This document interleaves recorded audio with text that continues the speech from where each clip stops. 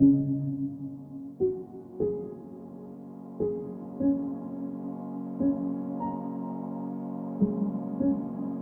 old rule of thumb in a Cambodian art school is think before you do.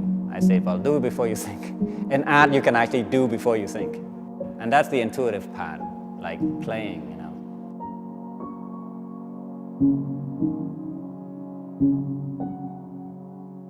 I grew up as a young kid in a farm. You know, my parents have always been farmers. Actually, I'm the only one with a college degree.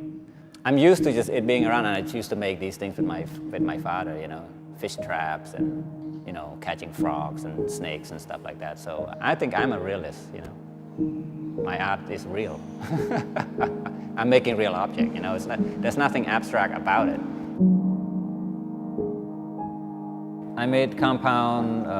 My studio was on the lake, so it was the poorest time in my life also. And then we got the news that you have to move out, and they buried a lake, you know, with sand, and then they built a new, like a city inside of it. That was when I started to think about, oh, you know, nothing is secure here. You can get kicked out. So it was some feeling about destroying something in order to build something, and I kind of like the idea that artwork can be transformed already after you make it, you know. That piece is called Compound, so it's kind of free to be whatever it is, you know.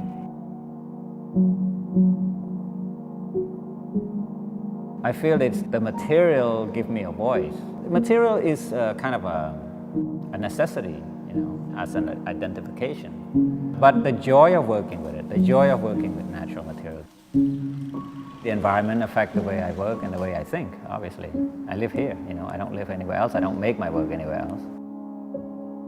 Art is not something we do as a business. Making things because it's necessary, not because you can show it in a museum. I think working is what makes us happy.